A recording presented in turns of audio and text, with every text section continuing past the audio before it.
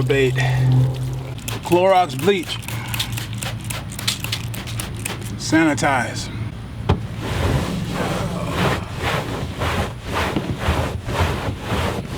Rich man's method. All I do is fillet them now.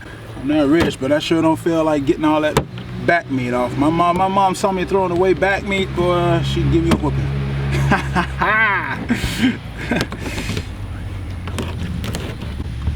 That could be good eating though, but I just don't have the time.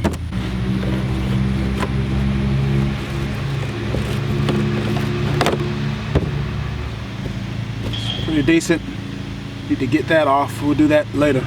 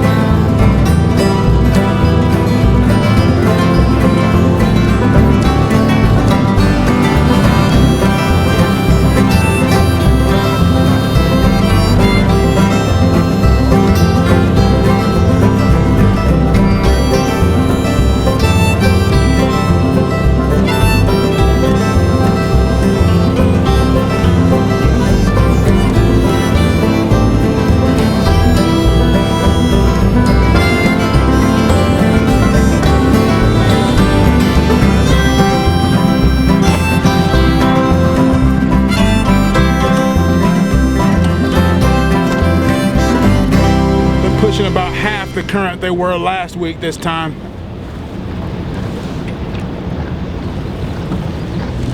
That should be pretty good. May even get a little bit of brim fishing in. Gonna have to re-rig some jugs though. Didn't rig them all as I really needed to. I'll keep all these jugs in the bag. That's one needs to be re-rigged. This one doesn't. Here's how I like to do it. Because I got 20-something feet of line out, I pull all that line off, and I'll throw the jug out as far as I can get it. And now it's already out. And all I have to do is just stick a piece of meat on it. And I am gonna dip it in my favorite dipping sauce. Aquatic Nutrition, baby. You know I love this stuff, it works. Now, I don't cover the meat entirely with this stuff, just get just a little few drips of it. Just a little bit is enough, really. Got one, fellas. Little, nothing big. Oh, not so little. Big piece of bluegill, he ate that.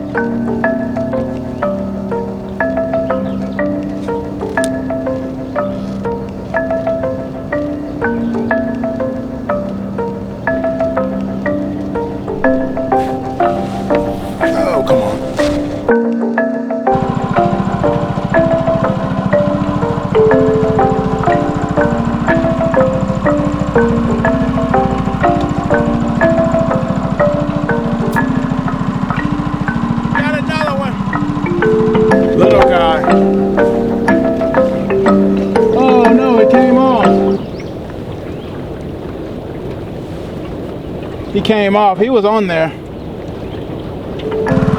All my jugs are hung up.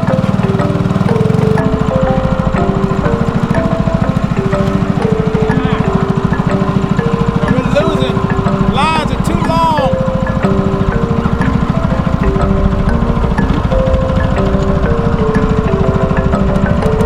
Got one, but he's in my prop. Drop free.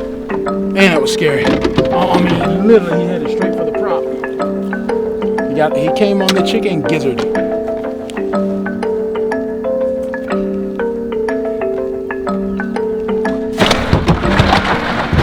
I'm running low on ice, so I think I'm gonna head on back. There's a stork here, and I'm gonna see if I can't get my big lens out.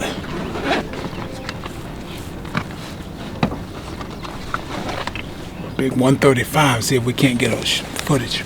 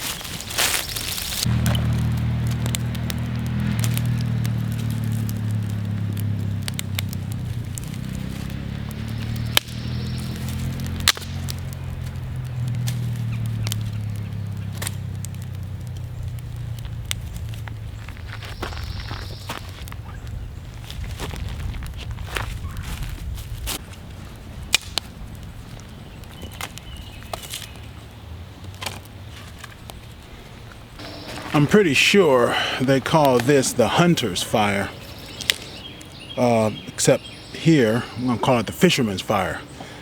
Hunter's fire, they would use logs, and you see that angle there. What that angle does is it channels the air. It creates a suction straight into it. So you can use long logs, and you can use little sticks and twigs instead of just having it chop big logs. They would take logs. It's a kind of trench fire that has an angle to it, right, as opposed to a trench fire that has two parallel logs. Here I have the cinder blocks because that's what I had. The grate there is just what we're gonna cook with for the fish.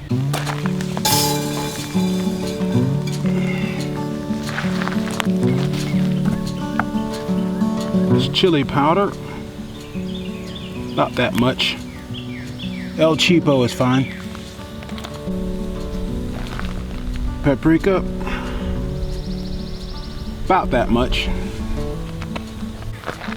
Onion powder, a little bit less, but about that much.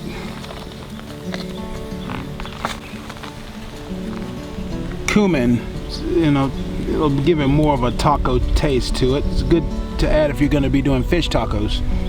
Not a lot of this. It's not my favorite, so we'll go there.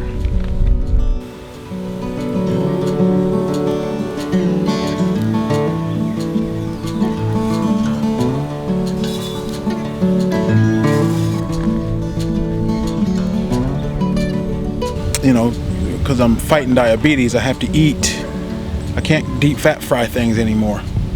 So I blacken the fish, and which is how I prefer to do it that way because it's faster, it's a lot less messy, and it's a lot safer, especially if I'm going to be talking about deep fat frying something on an open fire. It's just a bad idea. It's just...